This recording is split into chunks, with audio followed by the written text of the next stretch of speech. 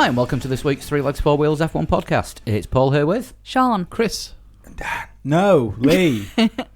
Dan isn't here, and there isn't a major international occurrence going on right this minute.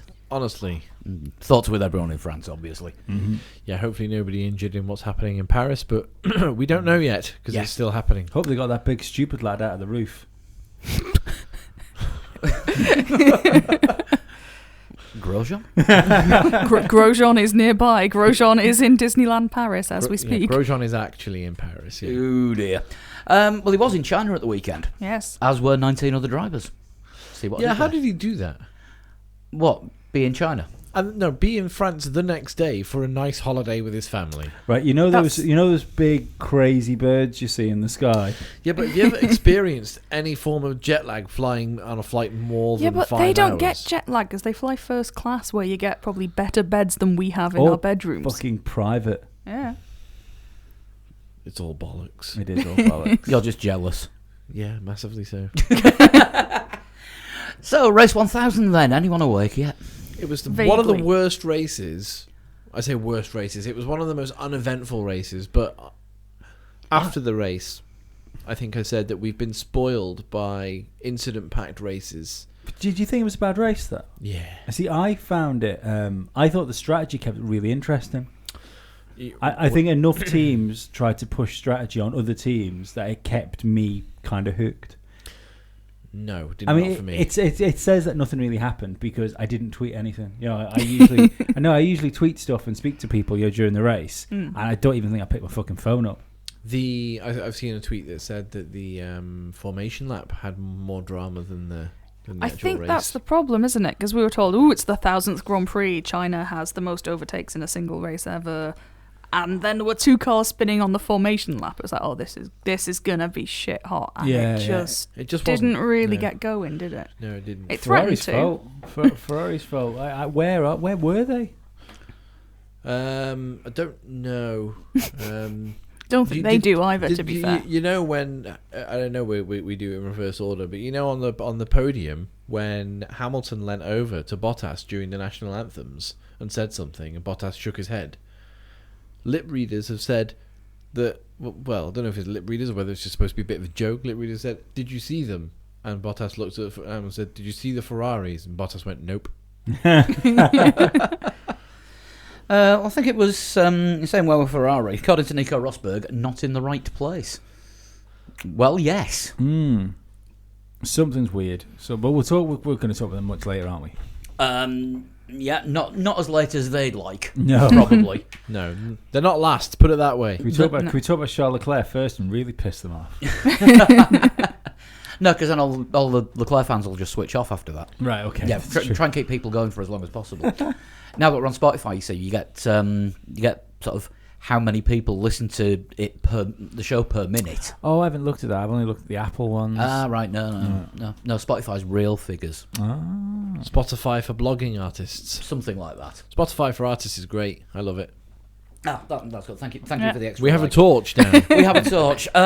Just to let you know, we're operating in darkness conditions because we've only got candles in this room because Lee's playing at power cuts. Well, we know we 90% of the shows recorded in this room are an intimate, chatty environment involving a few beers, and it's just nice to keep it all cozy. But I could probably do with getting a light in here. I agree. it does feel like there's going to be a ritual with the candles, and we're all sat in a circle. When I came out of hospital, the first podcast I did was a Woken Dead podcast, which you can listen to on the Musty Audio Network.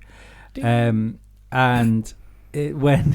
I'd literally been out of hospital about 2 days when Stuart came around, and I came in and thought, oh fuck, I forgot there's no power in here. There's no lights in here. So I got the candles out, and I suddenly realised that it looked like that we were doing some sort of fan fiction for the cast. Should we get back to the race then? Go. Do we have to? Right, start at the back. Williams. The last 2 to finish anyway. Yeah. They finished the race, which is about as positive as you can get for Williams.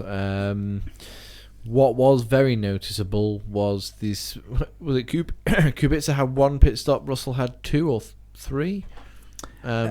Kubica had 1 fucked up because all the Kubica fanboys came out to say that the gap was there because he had one pit stop, like that they messed up.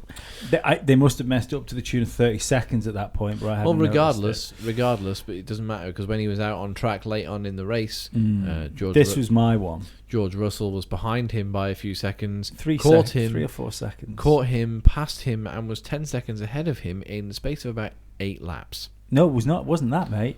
It was about the final 8 laps. George came in, had a pit stop. He was 4 seconds or 3.5 seconds behind Kubica. He caught and passed Kubica in 5 corners. It was on the same lap, and he pulled out another 3 seconds over the rest of the lap, and then I think he stretched that out to 10 before the end of the race. Yeah.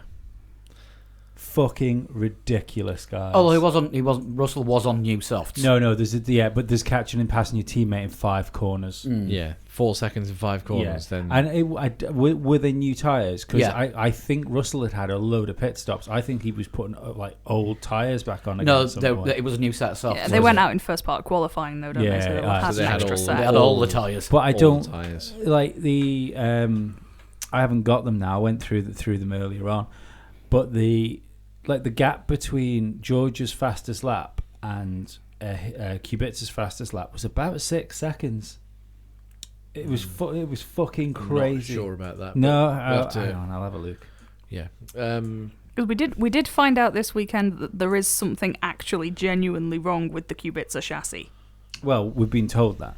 Well, that's what George Russell. That's what George Russell's saying as well, Yeah. because he's he driven drove it. it at the Yeah, test. because if you're George Russell, you are playing the team game. Oh, well, here yes, because but- you want to be looking good to the silver lads. Also, social media. Hats off to George Russell. He tries not to say anything bad, and his tweet after the race was, "Things died down after the first couple of laps, but the first few laps were exciting. Eyes forward now to Azerbaijan." Which is all you can, all you can say about. Well, that's the thing. He knows he's there to basically be professional for a season or two, not see how make he any gets major on. mistakes, and wait for an opportunity to open up Somewhere further else, up yeah. the grid. That is basically his job at the moment. Yeah. And there could be 2 seats at Racing Point next year, the way things are going. Possibly, but Williams very poor. Kubica even poorer. He could drive round. He can drive round comprehensively when there are no other cars on the circuit. But when it comes to a racing situation, he's had 3 races now. Does tend to struggle, especially late on. Yeah, I get the feeling the experiment hasn't worked, but it's like I said in our chat thread, there's not a great deal else that Williams can do because the car is terrible to begin with. Yeah, I think there is something that they're probably working on now, to be perfectly honest with you. I think they're probably working on mid-season, saying that Robert needs to recuperate for a little while, and Esteban Ocon will be in that car, Belgium, Italy, and then Kubica will be back in again for Singapore. Would that damage Ocon's career, though? That's the thing. Not if he's competitive with Russell, No. having Yeah, with that's what I Kubica was gonna having say. been off the pace. Yeah. Sorry, it obviously wasn't 6 seconds, but what it was 1 minute 37.283 was George Russell's fastest lap. Robert Kubica's fastest lap was 1 minute 39.7. So 2 seconds. Yeah, Yeah. still ridiculous. Yeah, it is a bit. 2 seconds is a lifetime in Formula One. Yeah. Mm-hmm. Yeah, I think I'm coming to the conclusion I don't think Kubica will see the season out. I think what you mean to say is coming to the conclusion that Lee might have been right all along. I am Scary not thought for us going all. I am not going to use those words. I just refuse to use those words. It's fine. It's a moral victory in that case. But you have to have morals, surely, to have a moral victory. It's a moral victory. I think you mean it's an amoral. Yeah, Williams. Yeah, I hate it, but do you know what? If they didn't have such a shit livery, maybe the car wouldn't be so crap. Have you ever noticed that the I shit liked livery? it, you know. No, I don't shit mind liveries it, are slow. actually. Yeah. I know. I Shit quite liveries liked are it. slow, and that's a shit livery. No, do you know what the funny thing is? It's shit liveries aren't slow. It's just that the slow cars tend to look. You tend to think of them as looking shit. I think. I can't think of Maybe a. because they're slower, you get longer to study them and Maybe. pick them Maybe. apart. I can't think of a slow car, and I mean like a really slow car that I thought at least it looks good. Quite a few of the Minardis looked all right. BAR. Wasn't that The slow? the second year, not the first year with the zip. I like the Fizzip. It depends which side of the argument you're taking, and depends which side of the car you were looking at. Exactly. I still think they were the boys. They had the right idea, and the car teams should have been allowed individual liveries per car I agree with that. because I think it would drivers have been better for sponsorship. and drivers as Yeah, well. you They could- didn't have any sponsors apart from the They had two. company that owned the team. two single sponsors, and that was your liveries. Better for Sky commentators who quite often get the wrong driver as well because they can't tell the difference. Exactly, yeah. Which happened even yesterday. So Talking about the things that happened yesterday and telling the difference, there were some fairly cool helmet designs on display. Renault were brilliant. Ricardo and Hulkenberg's helmets were fantastic. I didn't like Hulkenberg's. I thought Hulkenberg was one of the best. I didn't get it. It's just I realised he was driving for Renault, but there was nothing special about it. It was just a retro design helmet. He used the old Renault logo Yeah. from like way back when. The original Renault logo. When they used to have a turbo and win, I rather don't than know. have a turbo and come fifth. No, I think not- Red not Bull have older done than it. that. Red Bull have fucked it for me. Helmets that sort of blend in with the car, I tend to just think it's a bit naff now. It's not Red Bull that did that; it was Schumacher. Within a year of him going to Ferrari, he changed the blue panel on the top of the helmet to a very Marlboro and Ferrari red. Yes. But the Red Bull guys and Toro Rosso guys, they're always branded up, aren't they? You know, I think a couple of the Toro Rosso guys have actually had just cans of Red Bull on their head, haven't they? Yeah. I refer you to Sean Galale and his bucket of chicken. Yeah. Oh, that Wasn't- is an astonishing thing. Wasn't Vettel's first? When he drove a BMW Sauber, he stood in for Kubica, didn't he, at a race? Wasn't that his first ever? Yeah. First ever Yeah, race? it was Wasn't at his USA. helmet was silver and blue, Red Bull helmet? Yeah. Yeah, I was always partial to Jensen's pink helmet. his pink for Papa. Mm. Yeah, I know what you're going with that. No, I tried to rescue it. You know Let's what? move on. I agree with Martin Brundle though. At some, I think it was during qualifying when he said that Formula helmets now just tend to be really busy.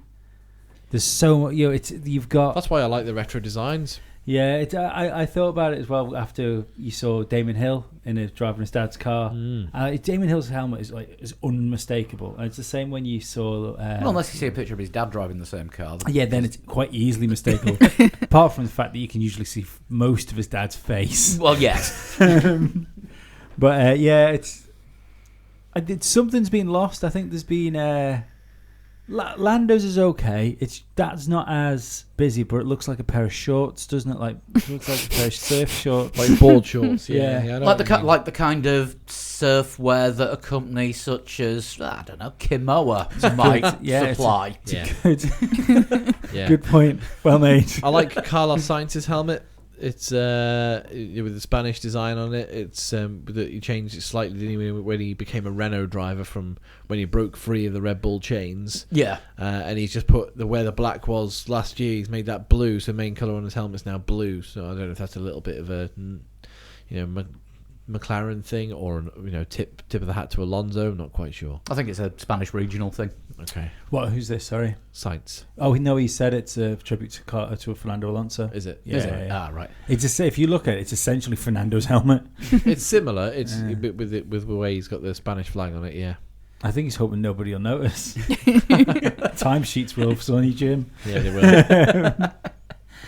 Right. Talking to McLaren, they're next up. Well, Lando and Sainz both basically said it's back down to earth this weekend. Well, no, they got torpedoed. Yeah. Lando came back down to earth pretty Quite heavily. literally came down. I fancied Lando for a point in that race. We know you If do. he'd have gone I mean, through. No, but he had a great start, and he's a really good overtaker. You Yeah. know, I think I think he'd have raced well there. I think Sainz would have raced well too. It's what we have noticed with McLaren is their race pace has always generally been better than their qualifying pace.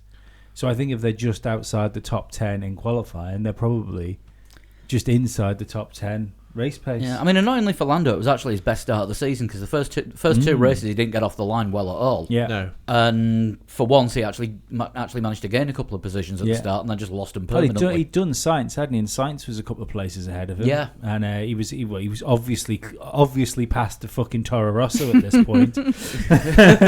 Yeah. Yeah, I don't think it was a full-on Kvyat torpedo job. It was just It was just clumsy a start tangle. of it race was shenanigans. just clumsy on cold tyres. It was just a tangle. Yeah, tangles happen early in races. It's easy to point the finger when it's Kvyat or Grosjean or I think a it driver was a who's stupid move involved. at the beginning of the race. It was Sainz called him impatient. Yeah, I think that's the best you can say about it is that it's impatient. I'd love to see Carlos Sainz have an incident-free race just to see what he can do. I do think that his Kvyat's penalty was harsh. Yeah, that did A seem stop and go unfair. penalty as well, wasn't It was it? a drive-through. Drive-through. Oh, was it a drive-through? Was it? Yeah, it was only Yeah. one short of a stop and go. Yeah. But I thought I thought a penalty was a bit harsh for him. But given the fact that it's been a theme of Formula One now to sort of turn a blind eye to in the first few corners. And I kind of wonder whether that's whoever's doing the new Charlie Whiting, because it was kind of Charlie Whiting that brought that idea in, wasn't it, of letting the guys race a little bit. Let them race until they sort themselves out. Yeah, so I am a little bit worried that whoever we've got in there doing that job might be. Well, a bit of a Lando was a fucking bit more guy. candid about it, wasn't he? He was a bit like, it happens in racing. It shouldn't have happened, but these things. Yeah. These things do happen. It's unfortunate that it happened to me, and just went with that blurb. He was massively unlucky to be collected as well in that situation. He was, yeah, but it's But it did give us an excellent meme. Yeah, it did the An Lando excellent Norris video. Yeah. race 5,000. Yeah. I mean, Sainz actually almost got to the end this time. Sainz got to the end. Sainz didn't he? did get was to the Nor- end. It It was was Norris that Norris. didn't. Yeah. No, I thought they pulled him in with about a lap to go. I think What does it say on technically, the sheet? technically, It says 14th. Lando There you finished as well. I think he's still classified. He was Classified classified, but 18th, he technically didn't DNF. Yeah. Yeah. I think they did enough laps so that he was classified and Yeah. then pulled him into the But pit. it was clear both those cars were fucking well damaged. Yeah, absolutely. And so that's all right. It might be a crash back down to earth after the high of Bahrain, but we saw that last year, didn't we, with Toro Rosso when Gasly finished fourth in Bahrain, and then, very quickly it was apparent that maybe the Toro Rosso didn't have that pace.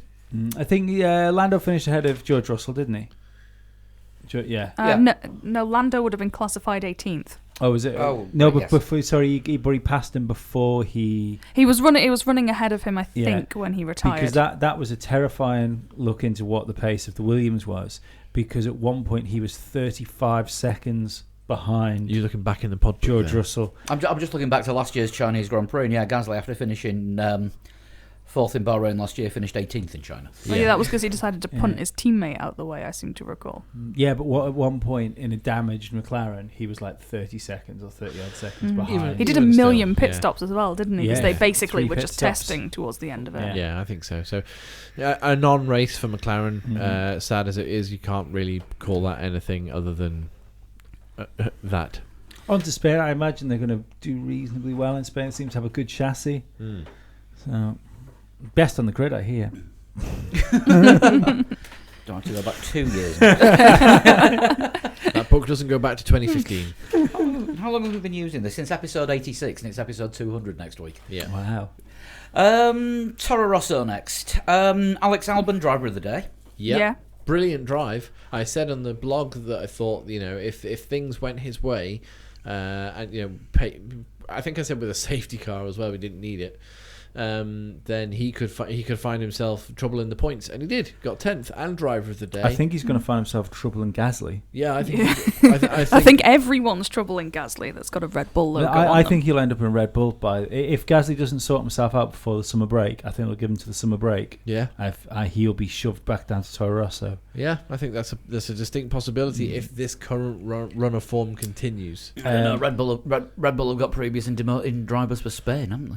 Well, the thing is as well, we were talking about the gap between Russell and Kubica, and then Norris and Russell. The gap between Verstappen and Gasly, where early race, we're talking early doors, when the Mercedes had bolted, Ferrari were kind of hanging on, and Verstappen was a few seconds behind Ferrari. A 10-second gap opened up between Verstappen and Gasly wasn't seconds ahead of the cars behind him. It wasn't like it was the top 3 teams and then the rest of the field. It was the top 5 gap. Gasly and the rest of the field. Well, even in qualifying, he was a second behind. Verstappen. Yeah. Anyway, I feel like we're moving away from Toro Rosso. We are. I think Albon as well. He had a great race. Yeah, but also very mature. It was a good race, but he wasn't like pulling off crazy overtakes. No. He just picked his way quite He quietly stuck the through car the field. where it deserved to end up. Yeah. It was a good drive. Yeah, I think That is a good mature drive from Yeah. Alex Albon. yeah, I think he's showing himself quite well, and he's certainly done it in his first 3 races, and he knows where he should be putting the car, like you say. Yeah. Ahead of his teammate. Yeah. Yeah. Well, everyone was ahead of Kvyat this week. Was he the first retirement? I don't No, know. it was Hulkenberg, was it not? Hulkenberg, I think, yeah. But yeah, Toro Rosso, strange, a bit of a we've already spoken about Kvyat and his penalty, which put them right near the back, and then the Toro Rosso is not a car you can carve through the field with, really. Does it mean Alex Albon finished 10th, but that completely ruined Kvyat's strategy for the rest of the race. So, Yeah. With Kvyat, though, I don't think we saw the return of the torpedo just yet. no, Yeah, it was just one of those he moments. was oddly defensive about it. I know the truth. I don't care what they say. And I think that's kind of the attitude that he's going to have, because everyone's going to be concentrating on his mistakes more just because of what he's done in the past. yeah, I think so. And the fact that, like, how have you seen somebody get, like, so many chances at something? There is that It as is well. crazy. Yeah. It's only because Red Bull have fucking slaughtered too many drivers. Yeah, they have blown through their factory and no one else is And ready. They've recycled Hartley, and now they're recycling Yeah. Kvyat. Sorry, they're I mean, Albon as re-recycling. well. Albon was in the meat grinder, got chucked out, Yeah. burnt his way back in. Yeah. When are they going to try Jean-Eric Verne again? Oh no, he didn't. He doesn't want to, does knocked he? him He back, kicked. didn't he? Yeah, he kicked off about something or other. I can't Didn't remember. they try Jean-Eric Verne? They I wanted think him to go so, to yeah. Toro Rosso, though, didn't they? And Jean-Eric Verne was like, I think that "No, was mate." it. Yeah. They should have put him in Red Bull. With the benefit of hindsight, possibly yes. Yeah. But like, even just given the fact of, I think Jean-Eric Verne was one of the, even when he was in, he should have won in Monaco.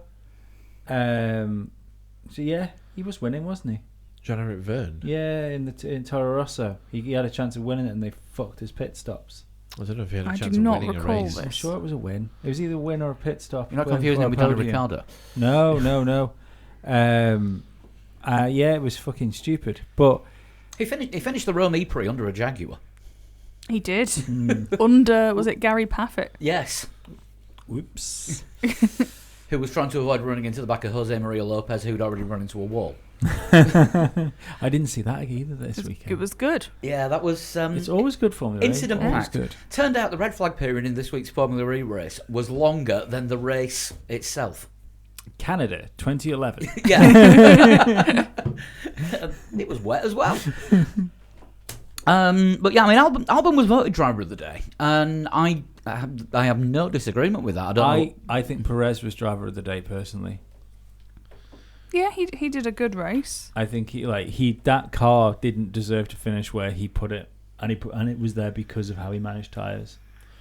Yeah. It was a clever drive. Yeah, Perez picking up some points for Racing Point. Thing is, though, Perez managing tyres isn't anything out of the ordinary. No, it's his thing. Yeah, Albon not even being in qualifying and getting to 10th. I think that's more of the surprise. Perez was doing Perez things. If this is what Albon can do, I'm looking forward to seeing him when he finally gets to Red Bull, and I think it will be a when, not an if. I think so. At this current point in time. Gasly needs to sort himself out, but like you say, I think we're moving forward, aren't we? Yeah. We have Renault next. Hulk with another DNF. Yeah, technical issue by the sounds of it. The MG UK, I think, something to do with the change, because they changed it after Bahrain. Same problem, wasn't it? Yeah, and for some reason changing it didn't fix it. So is that it's done him twice and Sainz once and Danny Ricciardo once? Was it MGU-H? Ricardo was the I MGU. lose track. Yeah. There's been so many Renault failures already. I've What? kind of just lost the plot. Where are they? Like, how haven't they got this sorted out yet? Because they don't know how to build an MG UK that works. No, but they've had enough time now. Even Honda is beginning to get it together. But from the shit state Honda was in, we thought we think it's difficult for Renault to catch up. Think about where Honda was when they first they couldn't even get a fucking lap out of the car. Yeah. You've got one of the largest car manufacturers in the world, one of the biggest budgets probably in Formula One, and they're not doing it. Do you think they were waiting for this, like the mythical 2021 regulations that don't seem like they're going to appear for the engines now, and it's kind of like, oh shit. That's what I think Ricardo's gone there for. Yeah. Which if that doesn't turn up, then Because I think you're going to get big aero changes, but I don't think you're going to get the engine changes. it's now. getting a bit late in the day, isn't it? Yeah. Yeah, I think For a season that starts in 2 years' time. Yeah. That's the thing. Those cars are going to be drawn soon. Yeah. And given the fact that what was it, Volkswagen and Aston Martin sort of knocked back the idea of coming into Formula One because the engine changes they weren't going to be enough. Aren't going to happen. No. Yeah, are we going to be seeing Renault struggling until the new engine regulations finally come in? So, when I don't think there is going to be any new engine when regulations. 2021 happens in 2025. I think moving to Renault, They'd quit before that. Again. It's not like they've done that before. Oh, hang on. And you'd be left with Mercedes, Ferrari, and Honda. I think 4 is the minimum limit at the moment of engine suppliers you want to see. I think so, unless because it's then you get to the point where it's heading down the road of being a spec series. Exactly. I think they need to do something because they kind of can't blame the drivers now. I think that's the best Renault lineup in like modern Renault history. From driver lineup. Yeah. It's they're looking pretty evenly matched as well, Yeah. aren't they? Hulk and Ricardo. I know you can say Alonso, but then Alonso always had a Trulli or a Fisichella, didn't Or a he? Grosjean. Or yeah. I thought you got for a strong Renault lineup like that, you got to go back to like Prost and Arnoux. Yeah. 85 was that? 86. I mean, that was McLaren. 84. I'll give 84. Yeah. I'll give Fisichella his due. Like, he was a good number 2, wasn't he, for Alonso? But like as a solid team of 2 drivers, where you can they are going to get what they can get out of the car. There's no excuse now for Renault. No, because they're having to get out of the car and not touch it at the time. Yeah. Yeah, absolutely. Daniel Ricciardo, though, completely anonymous and finished best of the rest. Yeah. 7th place. He said he was more comfortable in the car, feeling the front end a Said little bit more. Yeah, said it was a very lonely race though. Mm-hmm. Didn't really wasn't troubling anyone. Didn't get troubled by anyone. Didn't and saw people at the pit stops when the pit stops were happening. But then once it all settled down again, didn't see anyone. I'm surprised they're not further. They're not further towards Red Bull. That might come post Spain.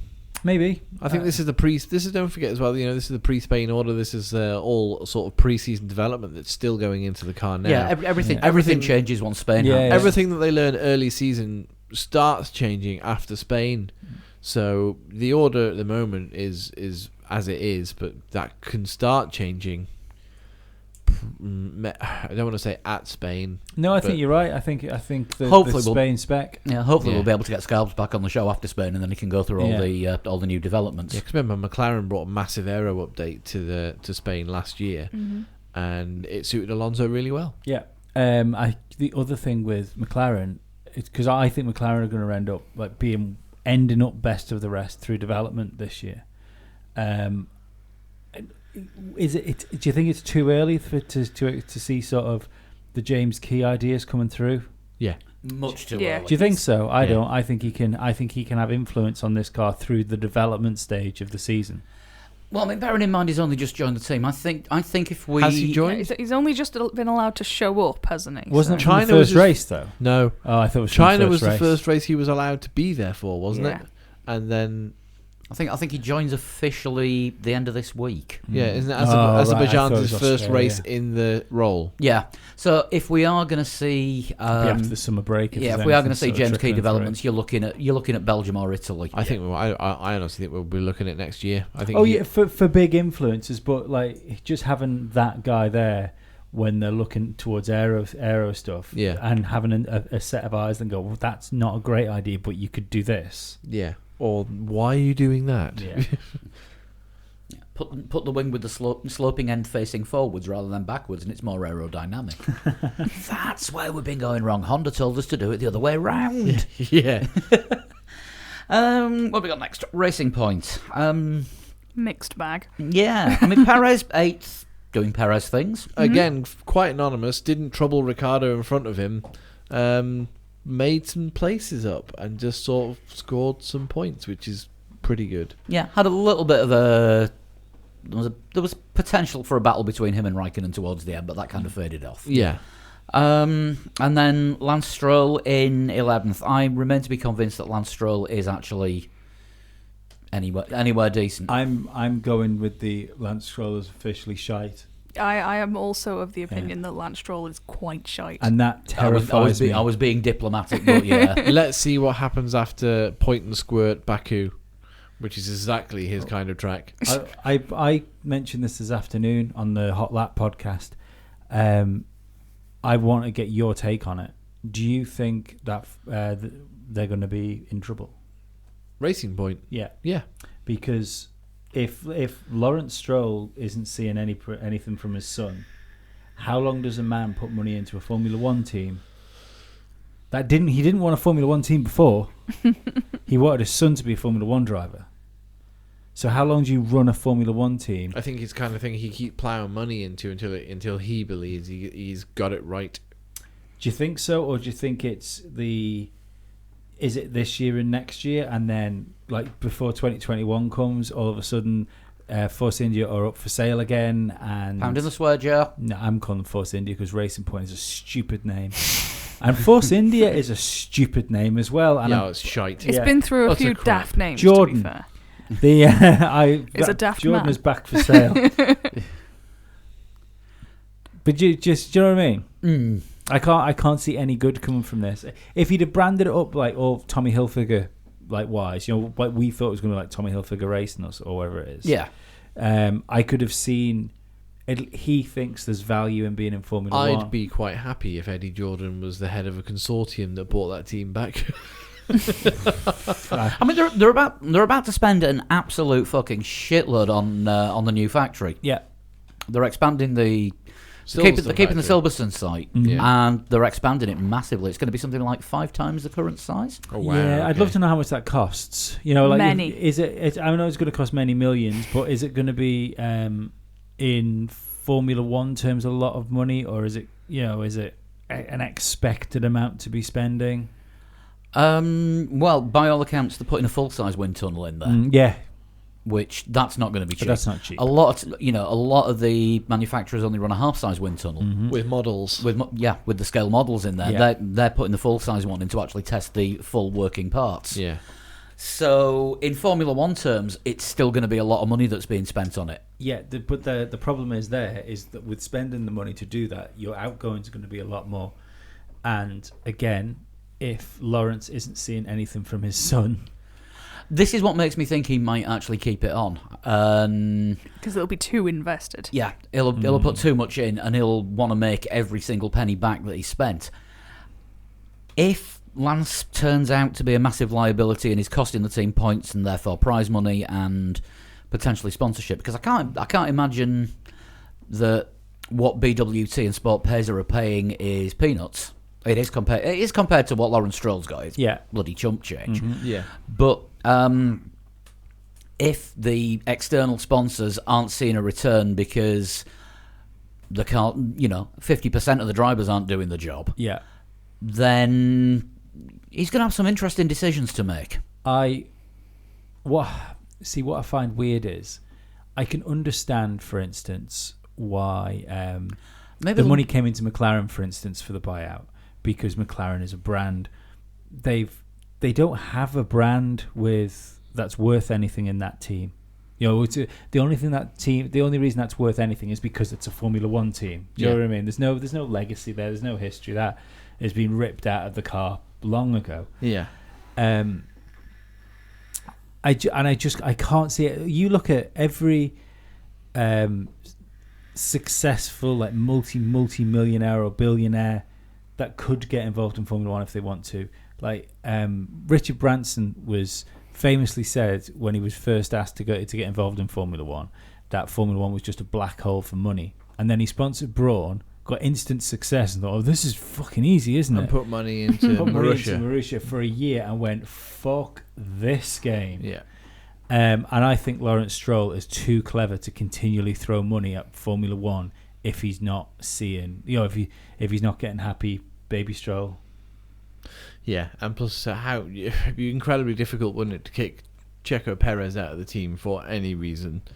Again, I imagine that wouldn't exactly go down well with the sponsors. No, I think other than the fact that he saved the team when it was financially on its arse before it became Racing Point, and also he's their better driver. I also believe he's got a very interesting contract for doing that as well.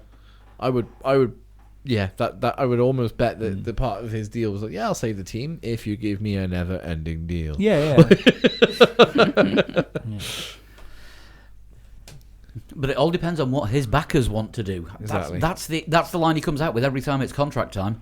Maybe it won't be contract time again because he'll never need to re-sign. Yeah. Maybe Perez owns that team. Maybe. Lawrence Stroll was just a front. Yeah. Lawrence Stroll is just a state of mind. Oh, I like that. Very metaphysical. So maybe in a couple of years' time, if Perez does own it, it could be avocados from Mexico racing. Force Mexico to build the wall? No, sorry. No. Right, okay. This new editing software that I might be using this week, that's getting its first walkout tomorrow. Thank you, Jacques. Right, let's move on to Haas. God.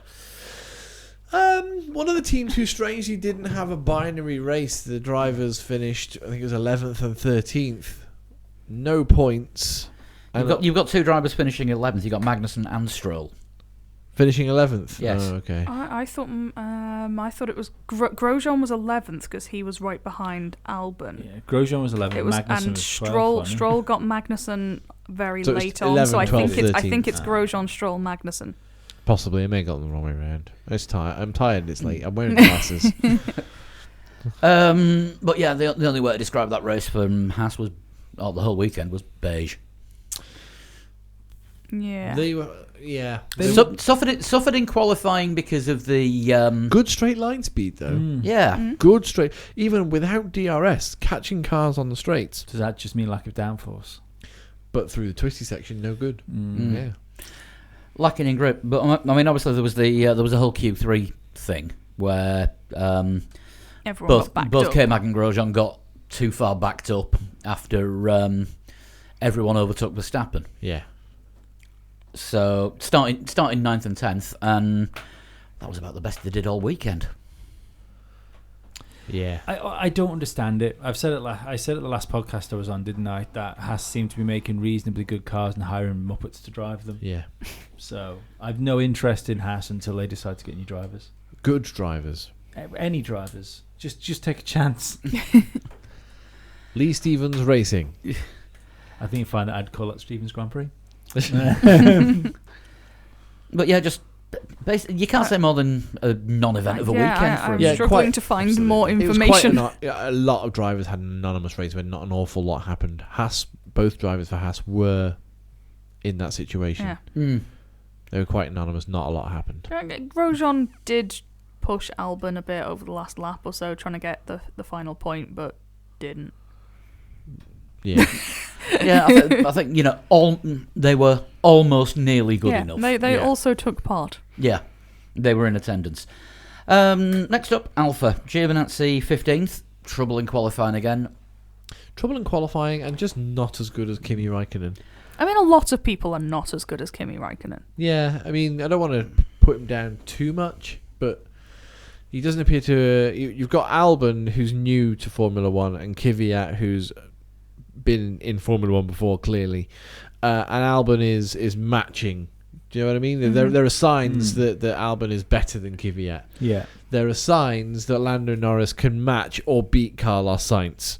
There are signs that George Russell is a driver, and there, with Giovinazzi, it doesn't appear to be able to. I totally agree, but don't forget that he hasn't had one trouble-free weekend. He's lost lost a free practice in every race this year, and and when they decided to have a young driver test, they gave the car to Mick Schumacher. Yeah. The guy literally can't get in his own car. Yeah. Yeah, I mean, He has as well had a year of not really being in the car at all, so Yeah. a bit of ring rust maybe. yeah. Did he actually test it all last year? He did test. He actually for Haas, didn't he tested in the post Barcelona test when he had like gastroenteritis, and he did both days. He did one for Haas and one for Ferrari. So at least he's on car time. But yeah, in terms of racing, there's been none since. But I mean, this weekend he ages. lost all of FP1. Yeah. I think that was a coolant leak. Yes. Possible, yes. It bleeds pink, it appears. Ah. Well, what they do is they put a dye into the system that they think's leaking, and then they can tell where the leak's coming from by the weird colour on the floor. Mm-hmm. And then lost out in qualifying because of the same problem with the engine control unit that cost Charles Leclerc the race 2 weeks ago. Good dear. Which Ferrari supplied a new ECU to their drivers and to Haas, made it available for Alfa Romeo, who couldn't actually fit it in the car in time. So that's why he was running on the old faulty one and got the same fault that Leclerc did. Yeah. Didn't affect Kimi. No, Kimi had a good race. He did a very good race. It shows why they employed him. Yeah, absolutely. Yeah. Point scoring for Kimi Räikkönen. So, Do we think Alpha's a bit of a letdown though? From what we thought in testing that they looked like really good. We thought there'd be a big investment in the team. I think we thought they were going to be the best of the rest, maybe a 6th, 7th kind of thing, or at least up there to challenge best of the rest. Don't forget that it seems to be a different team being best of the rest every race. Yes, so it feels tight. Their time hasn't come yet. Yeah, there could be a track coming up. They might be brilliant in Baku, but they do kind of just look like Sauber. They're so much better than Sauber. Sauber last year. Yeah. They look similar to Sauber last year. No, I mean, but even performance-wise, they're similar to Sauber last year. I mean, don't forget though, this car will have been designed by Sauber when they had no money. Oh yeah. They're a lot faster than Sauber last year. They've made more gains. People keep saying McLaren have made more gains than anyone. They haven't. It's Alpha Sauber. Yeah, they're the team that have made more over the season to season than anyone else. I'll have to do. I'll do another qualifying analysis and see how they've improved year on year. I haven't done this one this week, so I just had no time over the weekend due to various IT problems. So I didn't really actually have access to a computer that I could do it on, which I have now. So I'll put one up this week and just see how things compare with the progress that they've made. I mean, they're a lot closer to the front than they were this time last year. Yes.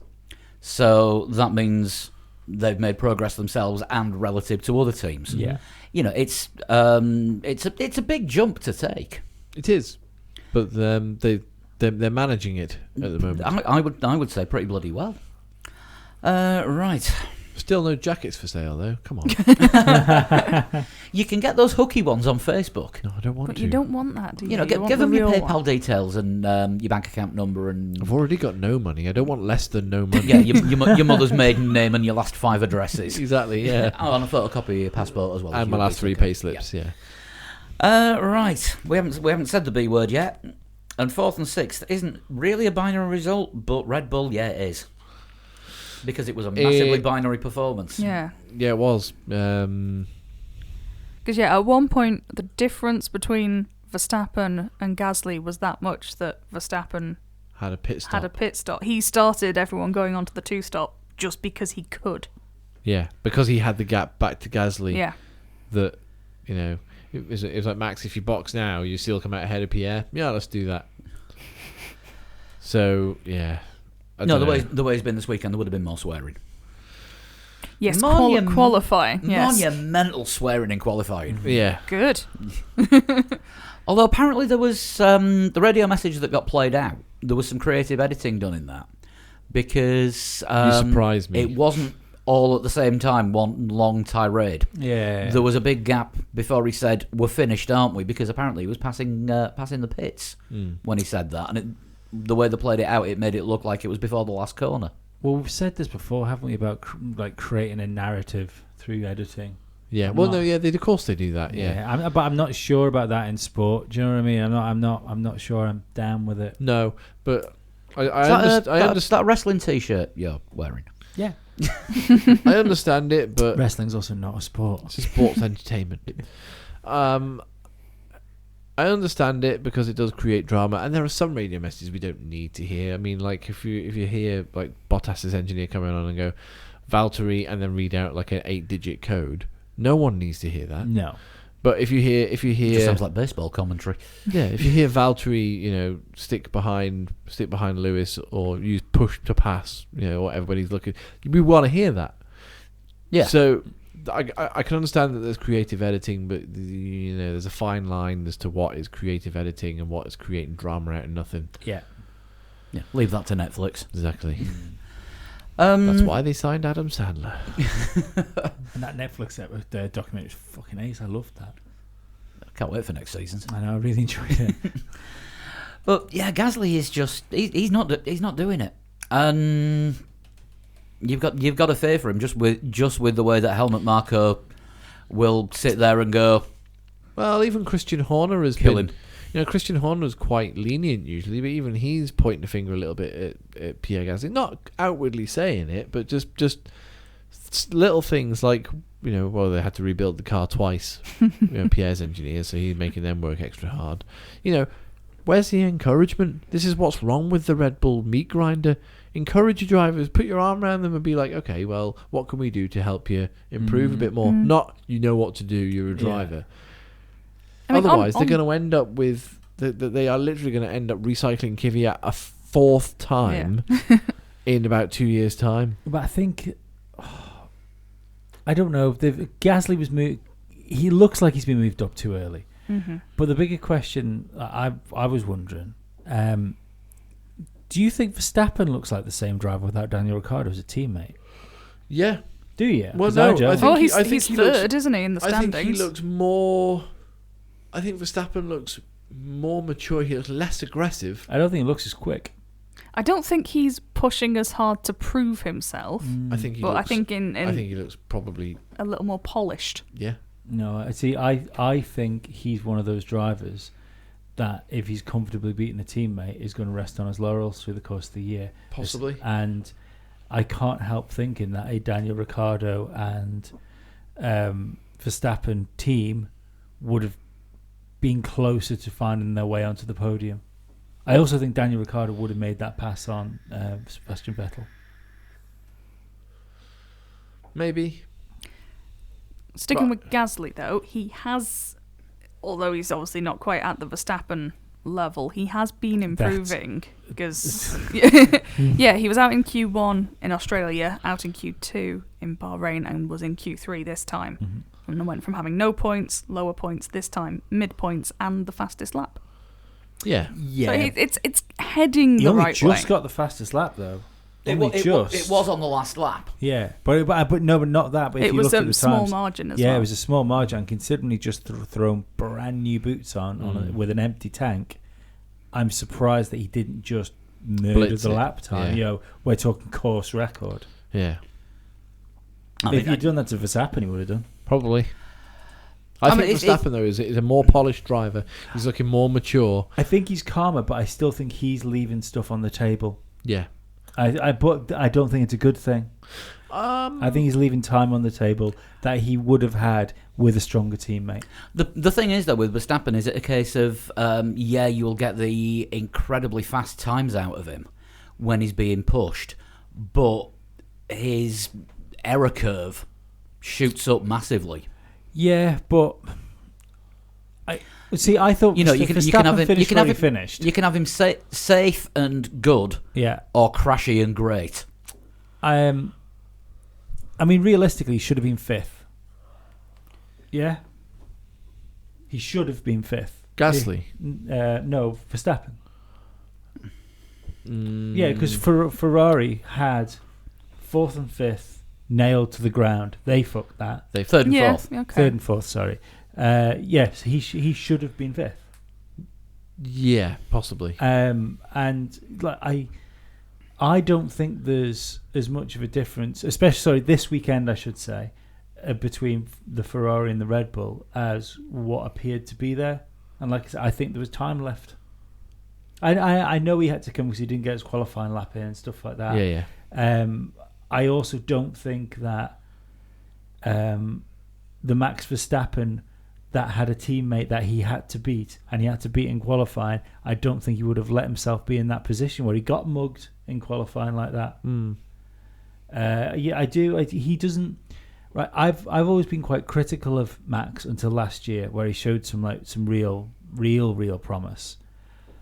But to me, even last year, he only looked like someone that might eventually be on the Alonso Hamilton level. But I don't think, from what we've seen this year from him, I don't think he looks like the driver that could be that. Like people talk about him like he might be the best driver in the world at some point. It doesn't look like it. It looks like he's going to be a good Formula One driver, a race winner, possibly a world champion if all of the stars align. I don't know. I just think there was something raw about him, and if that's been polished out and knocked out of him, I think it might end up being to the detriment of him. Possibly. We'll see until he's got a teammate who can push him. That's the thing. Maybe he needs the pushing because I mean, Yeah. look how it was at Toro Rosso when it was him and Sainz. Yeah, And the way that outstanding. the way that they pushed each other. Yeah, And I mean, when he got promoted, I was 50-50 about whether they picked the right Toro Rosso driver. I was. I think. In fact, I think we all pretty much said. Yeah, I that think we was did, wrong yeah. with Sainz. Yeah. We were well wrong. I mean, all right. It took one race to say, yeah, okay, they did make the right decision. Yeah, Literally one race. Don't forget, though. But for those 10 days, we weren't sure. Absolutely. Don't forget that Red Bull completely, when they realised they had the pace to control that race, they completely destroyed Ricciardo's race to push Max out front. Yeah. Oh yeah. Yeah. Do we think that Gasly will last the season? No. Without getting demoted? Not- I don't think not we'll without- bin him, but will he end up back in the Toro Rosso? I If don't he think- carries on this form, nah. The only way they'd bin him is if Dan Ticktum ends up with enough points to get to put him in a Toro Rosso. Which would only be able to happen at Abu Dhabi anyway. Oh, would it? So yeah. they couldn't do that by the summer break. No, he's not gonna have the points until the end of the season. Okay. So Because he's going to be in a Toro Rosso next year. If he has the points, If he I gets suspect the he points. would be. Yeah. Well, I mean, it looks like he will do because he looks like the real deal, doesn't he? Looks all right. I think he looks really good. I don't know. I just think he's in with a damn good chance of being the next one on the conveyor belt. Maybe. You know, it's heading to the killing floor. I mean, Whether he jumps off in time or he not. fucked it himself. When you think about it, he should already be there. Yeah. But they don't really have a lot of choice either. No, their young drivers program at the moment, aside from Dan Ticktum, is very young and very inexperienced. So I kind of and Sean Galale. well, Sean Galale he isn't off the actually program? on the young drivers program. He just has bought a few tests with Toro Rosso because of Daddy's chicken money. Yeah, and he's not. He's not a Red Bull driver by any stretch. He's not super quick and he crashes a lot. Yeah, that's not ideal. No. At least Maldonado was quick that day at Spain. It was usually quick when it was driving into the back of somebody. The problem was it was meant to be in a braking zone for a corner. No, the thing is, Maldonado would do this every now and again. Maldonado would put in a lap, and you'd be like, "What car is he driving again? Is he in a Mercedes?"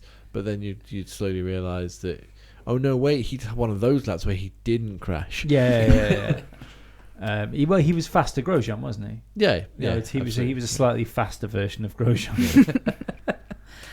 Right, Ferrari. How to screw up a race 101. Well, sort of, because they got the maximum completely. position. No, they got the maximum position for one of their drivers. At the expense of the how other. to screw up a race for one person.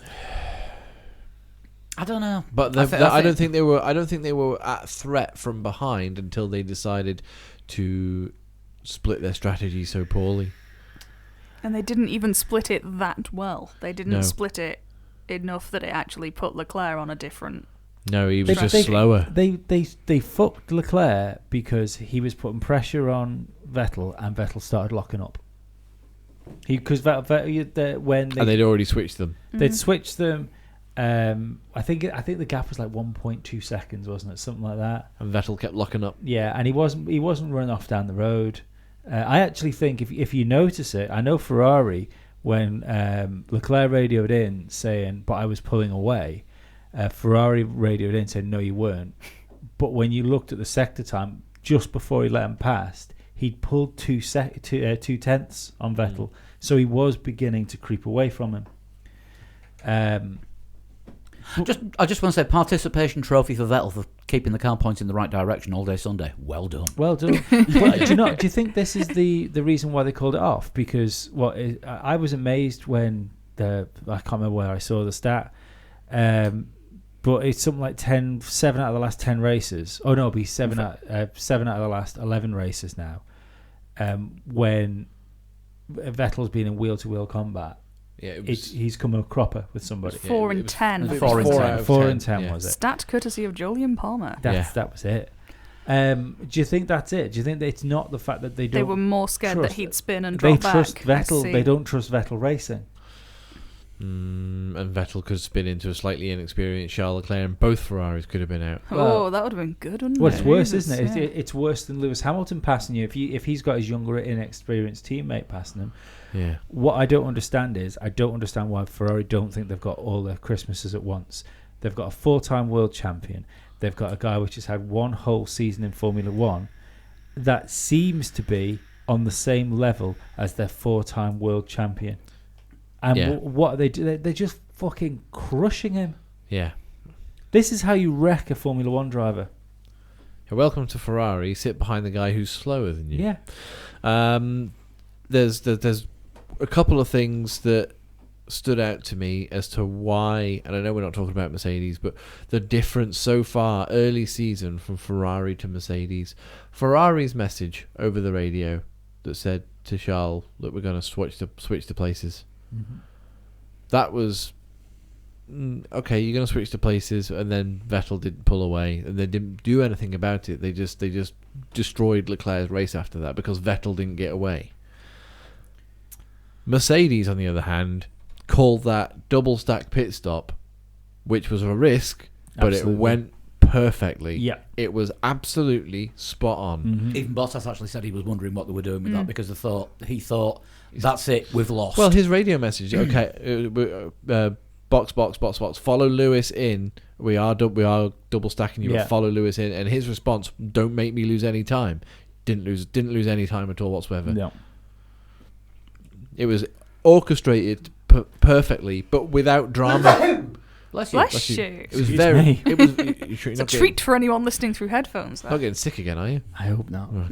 Just stay away from me.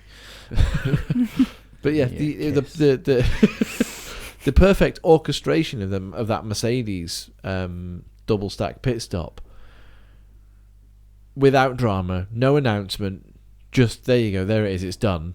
That continue with the race. Very German way of doing things.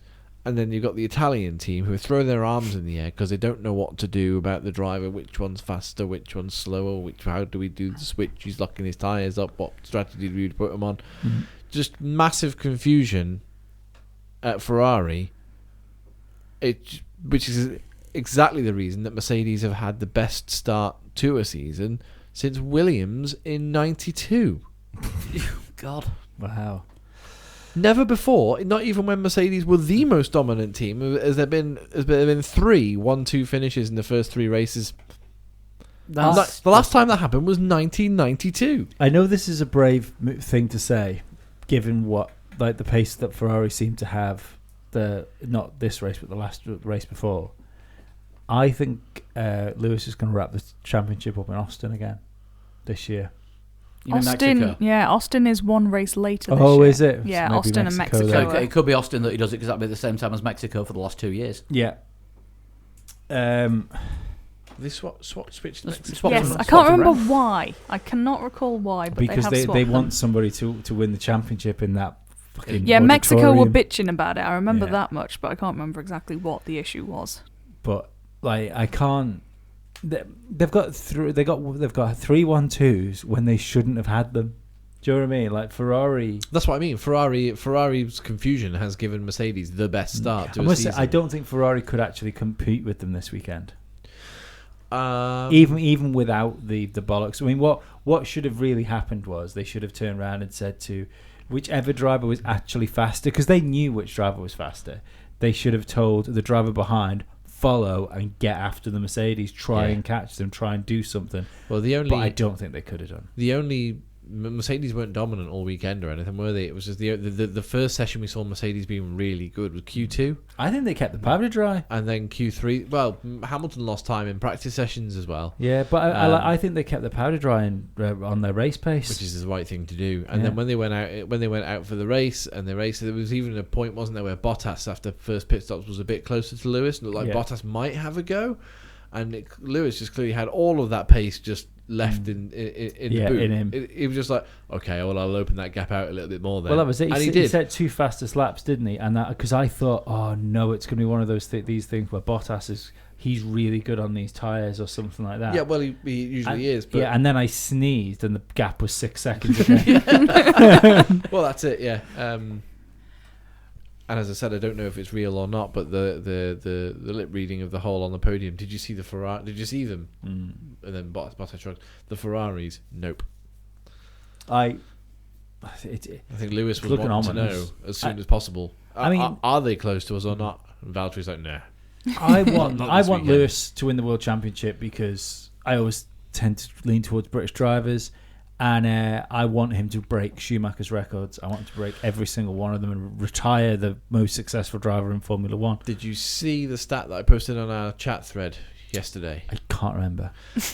Lewis Hamilton, that was his 75th race win, which he's 16 behind. So 17 race wins he will overtake Michael Schumacher. Yeah. So I then looked back 17 race wins from yesterday. Yeah. Belgium 2017. 20 months, less than 2 years ago. Wow. So we could be looking So on this pace, it could... on this current form, should it continue, end of 2020, we should be looking at Lewis Hamilton breaking Schumacher's record. I mean, so 20 months ago, so year and 8 months. Could be Silverstone. I mean, we could be Wow, we that'd could be be looking something. at Silverstone, possibly Italy next year. Mathematically, it Could be this season. Yeah, that'd be some going.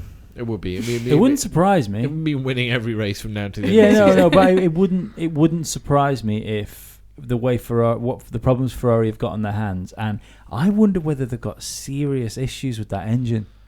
Maybe. Ferrari, is it not meant to be aerodynamics that's their problem at the moment? Is Yeah, that what but everyone seems to think? It's the philosophy that they've gone with is different, isn't it? And at Yes. first it seemed like they'd scared everybody And by by different, Yeah. they mean wrong. Yeah.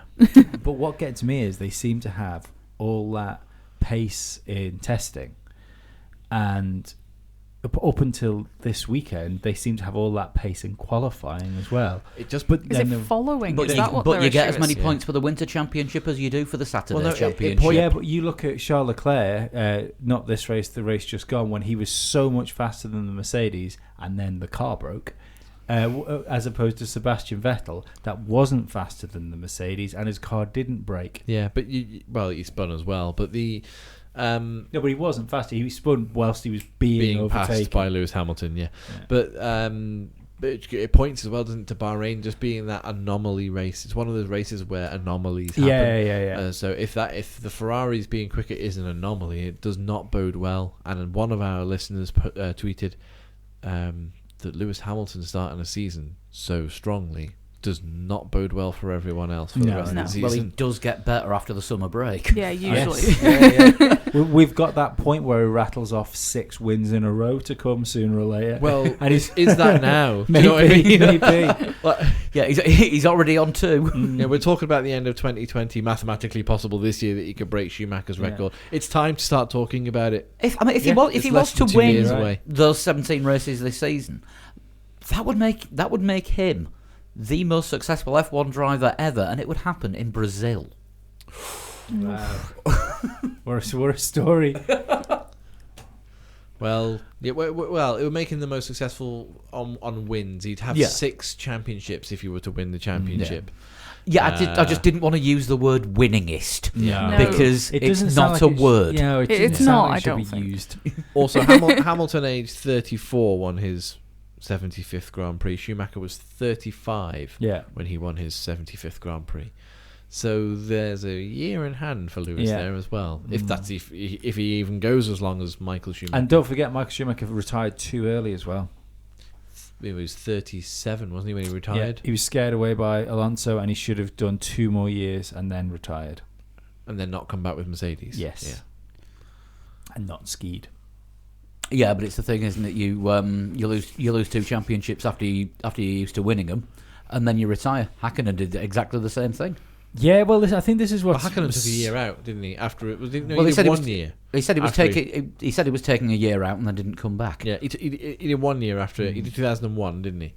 Oh no, yeah, 2001. Yeah, good point. Yeah, he did 2 years. Yeah, won the 2 championships. Didn't win for 2 years. Retired. Well, he said, like, famously how exhausting he found it winning those 2 world championships. Yeah. And I think that might be the secret to Mercedes' success at the moment, is that they seem to they've got arguably the best driver maybe the best driver in the world, arguably the best driver on the circuit at least. Yeah. And what they've managed to have done is, by allowing him to live how he wants to live, they've made it so he's not exhausting himself through the season because he's got all these other things he likes to do. Well, no, I think the real reason that Hakkinen was exhausted after winning the 2 championships was he won a world championship and then was handed a 7,000-page dossier by Ron Dennis on every single individual mistake that he'd made during the course of the season, even though he was the best driver. I would agree with you, but he could do nothing wrong in Ron's eyes. That's only publicly. Doing nothing wrong in Ron's eyes still leaves you open to getting a report on how wrong you've been. But, right, March 13th didn't turn the tap off all the way. Any more on Ron Dennis buying land, like, by Heathrow Airport? Yeah, he's buying some land by Heathrow Airport to build a farm. Is that what he's doing? Yeah, apparently, yeah. He's going to build a farm before they build this extra runway. This is going to go well. It's not in the area where the extra runway is. It's just fairly close to it. But yeah, he wants to build a farm, and I think he's going to grow drivers. Wow, interesting. Ron Dennis's driver farm. But, right, do we think, though, that is this the return to the Bottas that Mercedes want? Yeah, I like this Bottas. This Bottas he's not quite ruthless, but he's not. He's tenacious. Let's just say that. But I mean, like, tenacity. is this? He had a great qualifying. Oddly enough, I nearly put money on him in qualifying. I did put money on Lewis for the race. I do like. They don't care if he outqualifies Lewis. I don't think. I'm sure Lewis would rather outqualify him because he wants to be on pole. Yeah. But going on this season, I want to thank Jeff Sharp for this stat actually.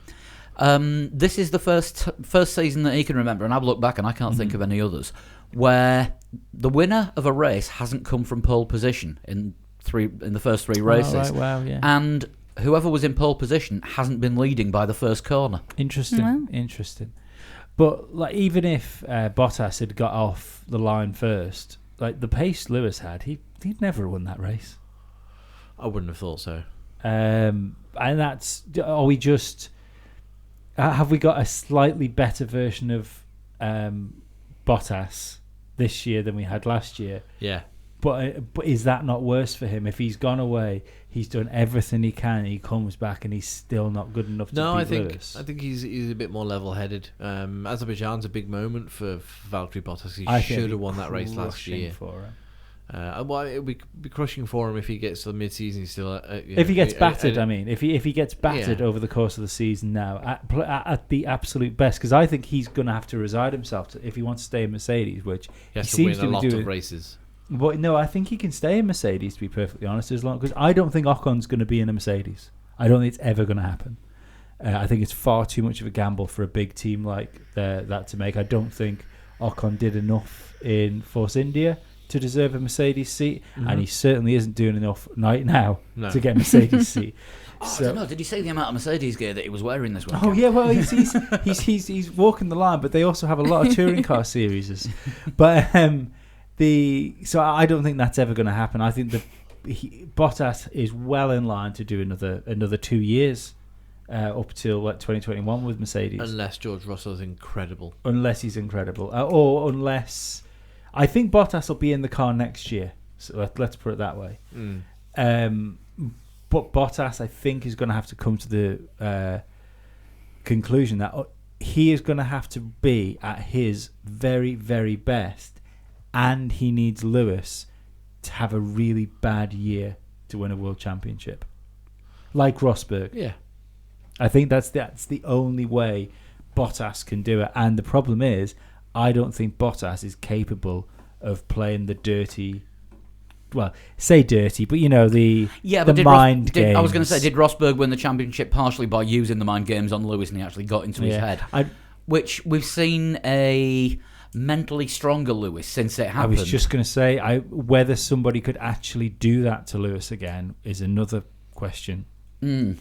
I think he's the most prepared driver on the track now, isn't he? You talk about Alonso being a complete Formula One driver, but tell me a hole that Lewis Hamilton has in his game now.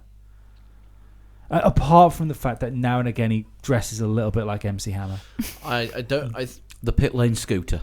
The pit lane scooter. He can be a bit of a whingy bitch on the radio. Yeah, that's fine. I was going to say that, Sean. Yeah, he can. When things don't go his way, I'm not saying he loses his head, but he sometimes I think he overthinks and talks absolute shit on the radio. And is it edited that way? Yeah, exactly. No one likes a whinging driver. Yeah, and it always sounds like he's whinging when he's not winning. Yeah, I know what you mean. The pit lane scooters are loud as well because of that GIF with Hamilton going round Vettel. That's quite funny. Yeah. That's from last year, wasn't it? So yeah, I don't know. I enjoyed the race. It wasn't action packed. It wasn't what we thought it was going to be. It was quite boring. It wasn't a race, for the win anyway. But it still kept me intrigued enough. Yeah, I think not the worst, not the best. Probably won't remember it at the end of the year. If that's one of the worst races of the year, we're going to have a pretty good season. We'll be all right. Yeah, but as I said yesterday, if Azerbaijan's as amazing as it has been the last couple of years, we'll completely forget China. Yeah, I mean, you said that Bahrain was an anomaly. I think we've got another anomaly coming up in 2 weeks' time. Maybe. I'm going to put a $5 on Lando Norris to get a podium. Last 3 years, there has been one guest driver on the podium. Well, there's been carnage, and like I said, if you watched him in F2, he was that guy that would just sneak a car onto the podium somehow. Yeah. Yeah, I mean, he finished second in the championship with only one race win because he was just always there. Yeah. Yeah, we could definitely be in for a good one. So the thousandth championship race, but not the 1000th Grand Prix in the championship. Yeah, but let's not go through that boring statistic. It was the 1000th Formula One race. Yeah, no. Nerds care. It wasn't the 1000th Formula One race. No, that will be in Italy this year. I know, I realise that, but nerds care about all that stuff. Because the 1000th Formula One race, I'm still going to say, because you got to discount the 11th. If Ted Kravitz wouldn't allow it, I'm not allowing it. You've got hashtag Where's Ted right this second. It was this 1000th championship race, wasn't it? Yeah. But the actual 1000th Grand Prix will be in Italy because of the 11 Indy 500s that have been in the World Championship. I was getting that one in. Yeah, but fuck them. So yeah, good to see Ted Kravitz back as well. It stopped getting all the tweets saying hashtag Where's Ted. Great then day. Karun- There, on screen. Yeah. Karun Chandok was there as well, so we didn't even get to play hashtag Where's Karun. No. Karun and Ted on screen at the same time. Did you see the Some Notebook? occasions. I No. thought there was something quite apt in it. Like, first of all, I think the reason he was being he was pushed out is because whoever this new producer or that they've Scott got, Young, yeah, head of Sky I don't think they Sports. liked how he looked. Because if you noticed, like the shorts were gone, the sandals were gone. He was very much a Sky employee, and I think it was a Luke thing with him, the way he dressed. If so, I'm not down with that because No. there's character there, and like I say, he seems to be the most relatable person on that whole broadcast. Whether he is or not, it might be alright. That's probably why the new guy likes Rosberg so much, the Stepford pundit. Maybe, yeah. Rosberg can get lost as far as I'm concerned.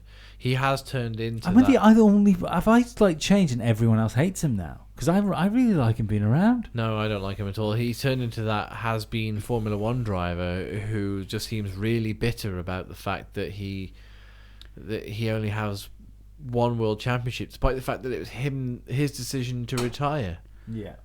Home invasion by a cat. I'm going to put this in terms you'll understand, Lee. Mm-hmm. He is TV undercoat. He is. And he is looks it as well because he was wearing a grey polo shirt. He and is a the grey primer blazer. of pundits. The primer of pundits. It's like He he hasn't primes the other pundits to he's not disagree. quite and put ready their to be correct seen point yet. across. Yeah.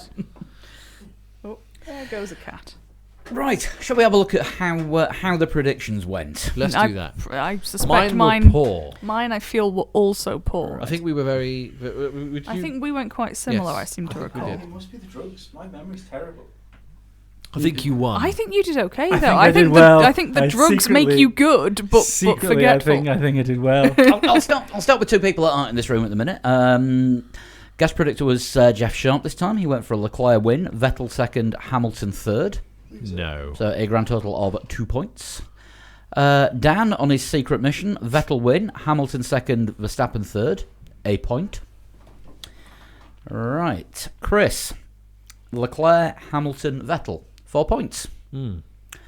Sean, Leclerc, Vettel, Bottas, 2 points. Disaster.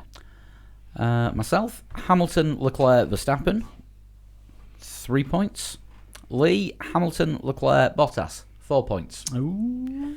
So I would say that would be Mixed. mixed results all round. A tie for the win with 4 points between you two this week. Yeah, I didn't think I was anywhere near that, but I'll take it. Yeah. So After last year having victory stole from me. Is that because you started going a bit crazy and just saying like Grosjean all the time? Oh yeah, what happened to me when I was on holiday? That one. when he didn't send them in, even though you knew we'd do it. I every wasn't asked. You I was- text everyone shouldn't else. need to I was ask. never asked. I always had to remember on my own. You're showing Lee a very funny. You're still winning Instagram. anyway. I am going to be the most winningest predictor. If you use that word again, I am going to get that editing software working quicker than I thought. Don't think there's not a great deal of other news kicking about apart from it must be April. Monza's broke again. Yay. They need 60 million euros this time. Before what? Before when? September. Realistically, it's not. They're having the race. They just want to bring it up. They just to, want some money. It's not Monza that's broke though. For perfectly honest, it's what it sits in. Italy is permanently broken and skint. Italy is that mate that you lend a tenner to, and he spends it like buying something ridiculous that he doesn't need. Comes back with cider and fags. Yeah. Yeah, that was for your rent, mate. Yeah. Exactly. Yeah. Yeah. Oh, I don't know. I've taken out. Don't know if I can afford the electricity this week. Have a tenner. Fancy a pint? Yeah, exactly. Yeah, that's Italy right there. Yeah. Yeah, it's become that common. It's not even a news story anymore. It's just that again. Yeah. And Imola's just sat there like, guys, over here, still here. The only time we're getting worldwide coverage is during the cycling. Yeah. I've got a really good hairpin. It's right at the top of the hill. It's unsighted. It's ace. Yeah. Not hairpin. Sorry, chicane. Yeah. I think. Are we going to see the usual? Oh, must keep the Italian Grand Prix on. I think we should. I Yeah. do agree with I think, that. I think Oh, yeah. Italy is one of the countries that has to have a Grand Prix. I'd prefer it anymore. And it's a better I don't circuit. know.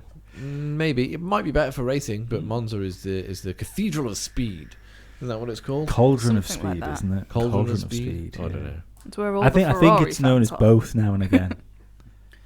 That fast place. It was really impressive seeing the cars like with that low downforce on the. I was at the street, the bridge just before they go down that little dip. The Ascari. Yeah, I was just at the bridge, just there, and like the speed. Like, it wasn't just the speed just through the race that caught me.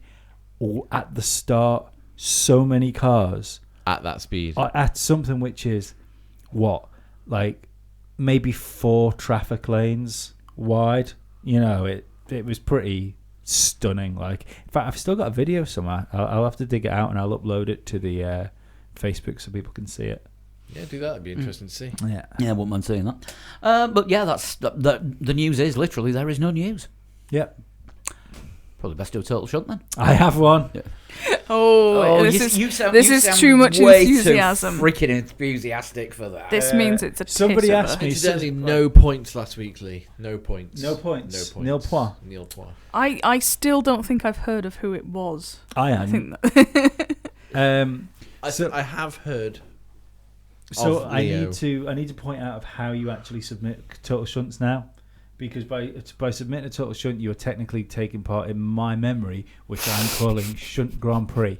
So what you need to do is remind me of your total shunt, and the guy that does it first before we record is the winner of the Shunt Grand Prix. Today I would like to say, looking good, buddy, has charmed me with his name and won Shunt Grand Prix. So this is from Looking Good Buddy. Yeah, well, but Amazing. at Board Phantom if he wants his thing put out. If he doesn't want his Twitter thing put out, tough sorry. shit, shit. really, isn't it? Tough shit and make your account private. Yeah, you're gonna have to block some people if that happens. Everybody tweet that person. Anyway, mate, yeah, first time. Hang on. Alexa, tweet. That them fuckers are getting disconnected from this house after the stories coming out of Amazon. How is that news though? Like, we all know that they're listening. I know, yeah. It's just it's getting too much for me. Says the guy with all the Apple gadgets. So I don't mind them knowing. If it's got a you microphone, don't mind, it's you listening don't mind to them you. knowing everything down to your inside leg size. That's fine. Well, the Lee is scared of microphones, says the man sat in front of a microphone in a room full of microphones. well, do you know what? it is crazy. Like, I think it's weird doing podcasts because sometimes people like properly speak to you over like social media, like they know you, and then you remember that these people have listened to you talk for like 500 or 600 hours. Yeah, well, that's it. It's like your hashtag pod and family. It is Yeah. essentially a family. Yeah. Doesn't matter. I had it Total doesn't shot, matter. let's go. Yes. It's not Formula One related. I was born Good start. in 1963. So we are looking at somebody who would have been driving sort of the late 80s to mid 90s. So this would be someone who's currently 56, or will be 56 this year. Yeah. Yeah, good. Maths are good. Damon Hill. Damon Hill is in that neck of the woods, I think, isn't he? Notice he wasn't in China this week as a Sky pundit. He was there representing Graham Hill Cosmetics Yes. because Graham Hill was a well-known cosmetics user. He Of had course. brill creamed hair. I won the European Rally Championship in 1967. European hello. Rally Championship. So born in Hang on. 1963. And won the European Rally Championship when? I mean, I know you start them young, but fucking hell. 67. I think we're dealing with a thing. I think this might be a brand or manufacturer. Rather than a toddler. In 1973, I won the 24 Hours of Daytona and the Targa Ferrano. Targa Ferrano, is that how it's pronounced? I assume so. You've got it written down in front of you. Yeah, it's definitely. I'm guessing that's in Italy. Yeah, well, that's it. Yeah, if you just go with Daytona. I won the 24 Hours of Daytona, and that thing Lee can't say properly. Helpful. Oh shit, that was clue 3, wasn't it? We'll need a I guess. don't know. I've Yeah. lost count already. Something invented in the 50s, 60s. 60s. Oh, yeah, sorry, 60s. Currently around about 50 odd years old. Early success. Looks likely it's going to be a sports car brand. Yeah, rallying and Daytonaing. Yeah. Just trying to think. Possibly American. I don't know if it started in the European European Rally Rally Championship European and then gone Rally, across the yeah. pond. What's Ligier? Where are they native to? They were French. They were French, and they bought the Matra team. Back in those days, didn't Americans just make cars that went forwards really, really fast They anyway? still do. Corners? Nah. That's why we have freeways.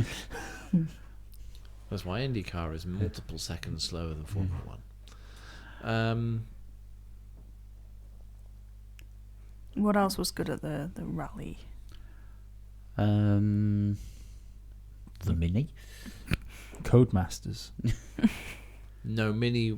Well, I don't know about European Rally Championship, but Mini was born in '59, and Mini won the '64 Monte Carlo Rally. I can just ring Steve now No, and not find out necessary. everything else that Mini has won. No, but please I'm don't. not going. I'm going to have to hurry you. Damn. Um, I'm going to say it's a racing team or a sponsor that came into. Unless it's some kind of possibly an engine. Oh, Cosworth. Could be Cosworth Oh, engine. Could interesting. be.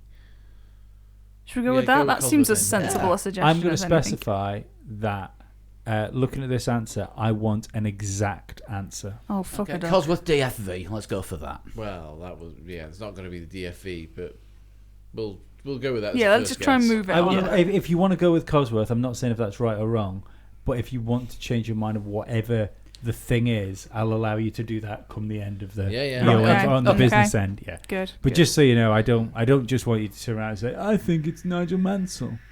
We don't think it's Nigel Mansell, to be fair. I don't know. He probably grew his first moustache in 1967. 4 years after he was born. I finished second overall in Le Mans in 1947. Hang on, before it was born. This is some. Sorry, I was 1974. gonna say this sorry. is some what the fuck timeline from the future. I was born I in can see- 2029. I can see how not correcting that might have thrown a spanner in the works. Second at Le Mans in So it's the 74. TARDIS Cosworth. Yeah. limited edition. Second at Le Mans in 74. So that's after. I'd also like the correct doctor. It's after the Ford dominance with the GT40 because that was 66 to 70, wasn't it? Yeah. At Le Mans. Ferrari then hit back for a couple of years, and then mid 70s you're looking at Porsche, really, aren't you? At Le Mans, sort of. If Did Porsche rally? Porsche did rally. Okay, good. Whether they won the European Rally Championship So or would not, this I don't be know. potentially a specific Porsche? It could be the original 911. I was going to say that's yeah. probably about the right time Yeah. for that. Okay, we have theories. Yeah. I won the 24 Hours of Daytona in 1975 and also from 1977 to 1983. Ooh, good chunk. That's a big Wow. chunk. Yeah. Could another Porsche model that was pretty nippy and round about that time, the 913. Okay. That was a special racing edition one, the big fat wide one with the big top on it. But I don't know that would have won a European Rally Championship. Yeah, that's true. Go for the next clue. I won the Dakar Rally in 1984 and 1986. Bloody hell. This is a versatile thing we're looking at. I think we could be looking at the Porsche 911. Yeah. Should we go for that for Yeah? this one? Yeah. You taking that? Yeah. Where's the clues? Where's the clues? In Do they call it the 911 in like worldwide? I think so, I yeah. think pretty Okay. much, yeah. In 1998, I received major changes to my design. In when? Sorry. In 1998. Okay. That would still sit with. They do rehash it every few Yeah. every generation or so, don't they? Yeah, it's very much a different car now than That it would was. be so. 1998 would have been its 25th, 35th anniversary.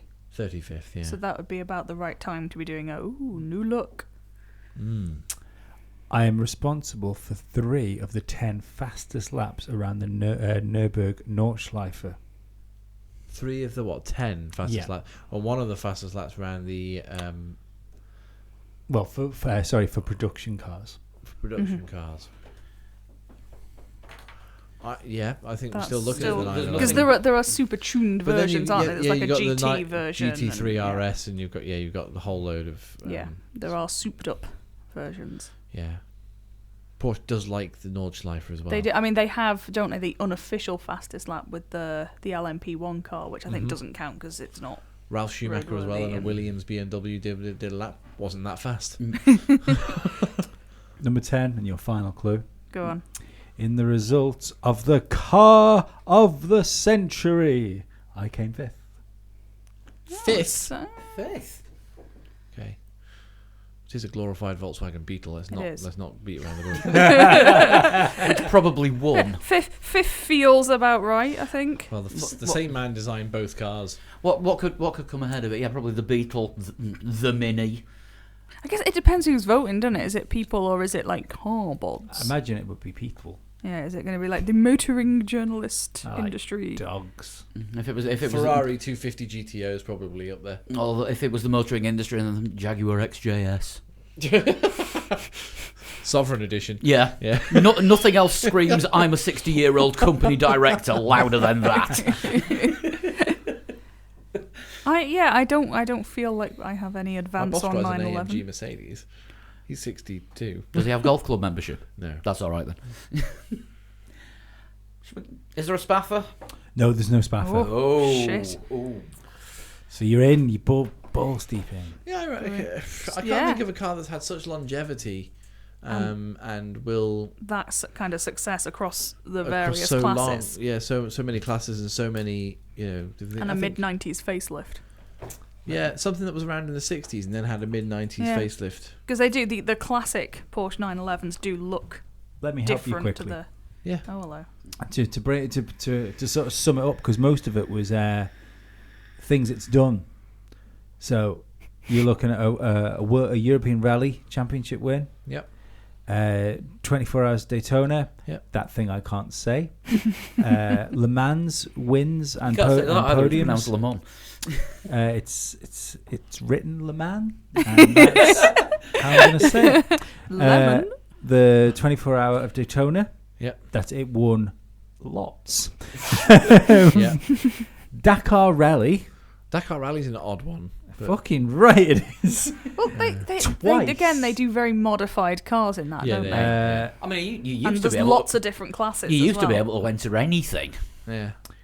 I'm really quick around Nordschleife as a production car, and I'm only 5th best car in the world. Yeah, I'll go with It the Porsche sounds about 911. right. I think it.